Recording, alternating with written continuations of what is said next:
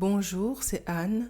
Place aujourd'hui à un nouveau point de la psychologie de l'amour, ce qu'on a caché aux femmes. En tant que femme, le plus beau cadeau que vous pouvez offrir à votre relation actuelle ou future est à mon avis votre travail sur vous-même. Cela libérera la femme que vous êtes. Voici comment. Premier principe, embrassez votre vulnérabilité sans honte, sans culpabilité et surtout sans permission. Si vous ne le faites pas, vous ne serez jamais complètement émotionnellement disponible. Je pense de plus en plus que nous avons tous trois grandes vulnérabilités qui pourraient composer jusqu'à 99% de ce qui nous submerge émotionnellement et parfois vient bloquer nos rêves si nous négligeons ces vulnérabilités. Je vous donne un exemple personnel. En septembre dernier, j'avais un moment de confusion lié à ma plus grande vulnérabilité, qui est la notion du temps. Depuis mon enfance, j'ai toujours été vulnérable sur le temps, avec souvent le sentiment de ne pas avoir assez de temps pour faire ce que je voulais. La vulnérabilité au temps concentre chez moi facilement 80% de mes trois grandes vulnérabilités. Là où la plupart des gens ressentent avoir 24 heures par exemple, en une journée, j'en ressens 16. Et pendant longtemps, je ne savais pas d'où ça venait. Mais en 2021, j'ai commencé à comprendre pourquoi. Tout simplement, après avoir, par hasard, appris la particularité des planètes rétrogrades. Pourquoi j'en parle? Eh bien parce que la moitié de mes énergies sont rétrogrades. Et moi, pendant des décennies, j'agissais avec peine comme une personne ayant des planètes directes, comme une personne capable de créer un plan et de commencer à l'exécuter à l'extérieur, action A, action B, action C, action D. Or, une personne aux énergies rétrogrades est invitée à aller vers le monde intérieur d'abord, créer peut-être son idée à partir de la fin, faire dérouler tout le film par la vision,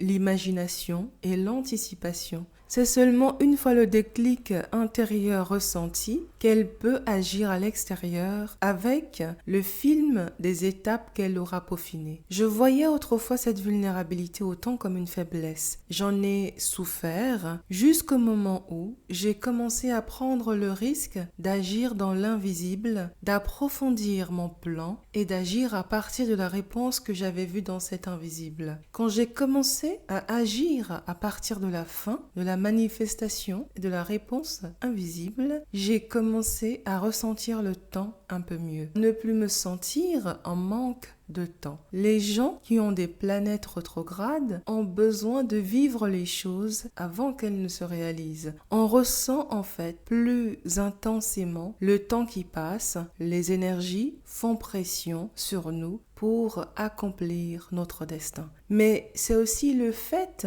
de ressentir fortement la vulnérabilité au temps qui a fait que j'ai créé une spécialité professionnelle qui sera encore valable dans 10 ans, voire dans 20 ans, sans bouger, avec un métier qui me permet à 70% de travailler depuis mon lieu de vie. Cette vulnérabilité au temps a fait que pour ne pas perdre du temps dans des voies sans issue, dans des projets qui risquent de ne pas aboutir, je me suis exercée par exemple en septembre dernier à imaginer et à anticiper 2025. 4 heures à peine plus tard, je pouvais voir que ce que je prévoyais comme activité allait me conduire au burn-out si je ne changeais rien. En embrassant votre plus grande vulnérabilité, vous en faites une force. Cela va aussi créer quelques focus qui sont des noms à beaucoup de choses pour dire oui à ce qui compte le plus pour vous, là où vous n'aimeriez pas avoir de regrets. Accueillir votre vulnérabilité, principe numéro 1, vous ouvrira à une vie et un style de vie qui vous attend de l'autre côté, du courage et des actions inspirées, de la confiance en l'univers, en soi,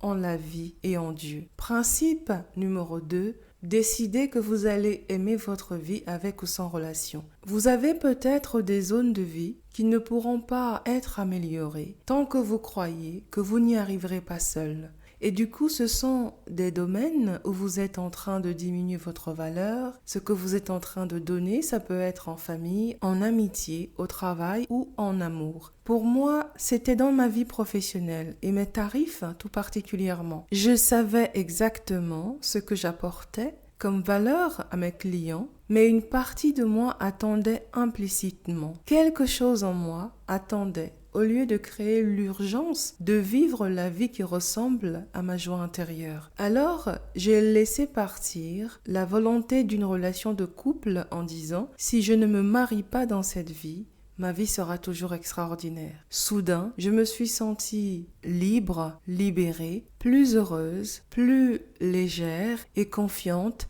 après cette illumination incroyable. Je me souviens encore de ce message ce jour-là. Augmente tes tarifs. Regarde encore, regarde à nouveau la valeur que tu apportes. Je croyais avoir bien regardé, mais non. Il y avait toujours un énorme fossé entre mes prix et la valeur. J'ai donc augmenté mes prix et à ce moment-là, la confusion a disparu. J'ai augmenté mes tarifs business, créé une structure plus profonde pour ma vie. Quand une femme décide d'aimer sa vie avec ou sans relation, elle s'appartient d'abord entièrement, comme si elle n'avait plus rien à attendre de l'extérieur pour quoi que ce soit, mais a décidé à suivre les instructions, faire et laisser ce masculin en elle œuvrer dans l'invisible. Elle va alors réaliser qu'il y avait aussi un masculin sacré, humble, présent, protecteur, engagé et dévoué qui vit vraiment en elle.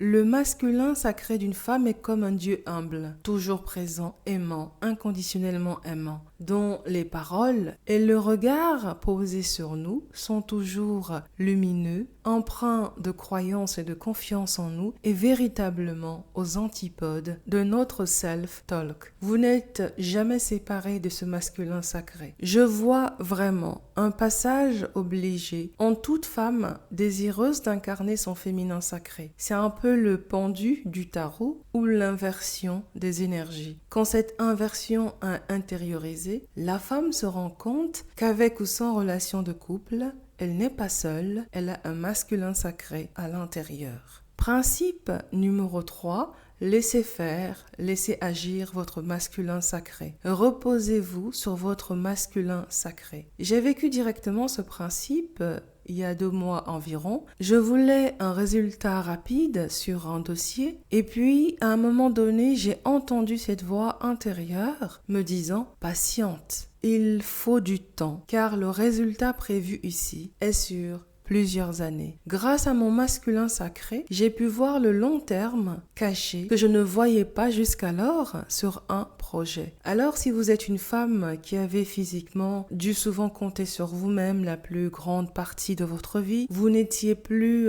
dans votre environnement, je vous comprends. Je sais que beaucoup de femmes parmi nous, et moi y compris, ont dû vivre ce fameux « aide-toi et le ciel t'aidera ». Il y a des filles, femmes, qui n'ont pas été vues par leur père, qui n'ont peut-être pas eu un oncle, un grand-père, un cousin ou même un frère.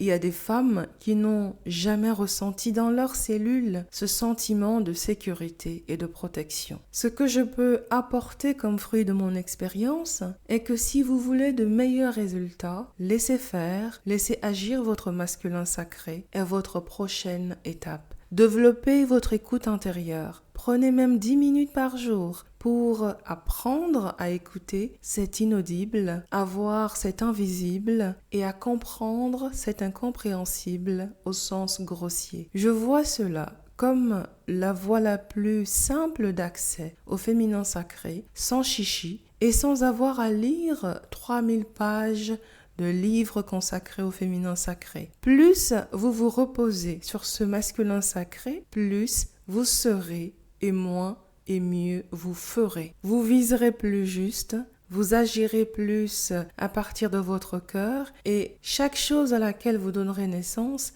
sera empreint de vos valeurs, de vos standards, de votre amour et de qui vous êtes vraiment quand vous n'avez pas peur. Et tout cela se trouve dans vos énergies de naissance. Je donne cet exemple toujours parce que pour moi, c'est véritablement le meilleur champ vibratoire. Quand je ne sais pas, je rentre dans mon thème astral, je regarde dans mon body graph en design humain, je regarde mes clés génétiques et depuis 1 an, je regarde aussi mon référentiel de naissance. Pour moi, en tout cas, mon job dans cette vie est la réalisation de ce soi. Comment? En développant la personnalité dont ce soi a besoin pour s'accomplir. Ne dit-on pas d'ailleurs que ce qui est constant est le changement? Alors, pour vous qui vous appuyez trop peut-être sur le masculin en tant que femme, il faut que ce masculin s'abaisse à l'extérieur, donc augmente à l'intérieur, pour que votre féminin sacré diminue à l'intérieur, donc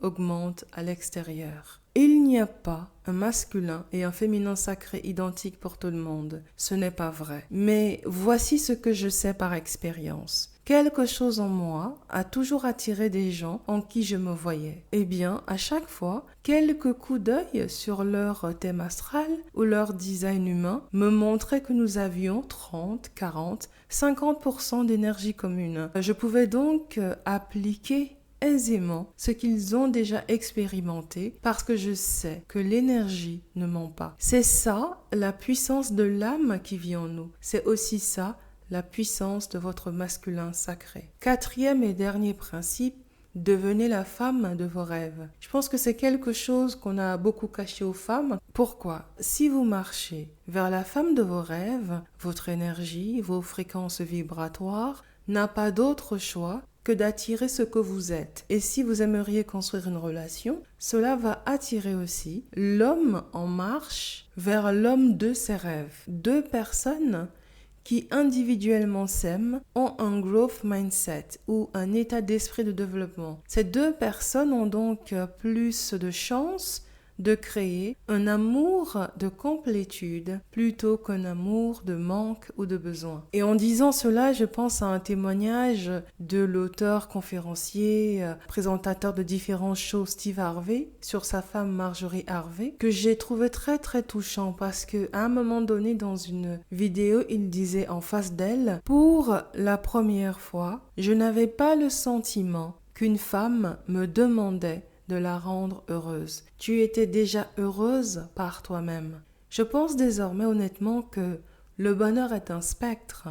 Si chacun s'évertue de le hausser à 80%, c'est bien plus facile pour l'autre de contribuer aux 20% restants. On sera d'ailleurs plus reconnaissant, sensible à ces marques d'affection, d'attention, d'amour, alors que celle ou celui qui arrive dans la relation avec un niveau de 50%, quel travail pour l'autre. Alors, que veut dire devenir la femme de vos rêves? Eh bien, c'est vous qui voyez. Cela peut être de réaliser les rêves qu'a cette femme, un par un, y compris ses rêves professionnels. Vous avez peut-être déjà 5 femmes dans le monde que vous admirez, rédigez. Pourquoi? Parce que ce qu'elles ont, vous l'avez aussi sans le savoir. Cela peut être d'avoir au quotidien son allure, son image, son apparence. La femme de vos rêves a peut-être une vision de sa vie. En général, elle a cette vision sur papier où les grandes idées ont été couchées et puis peut-être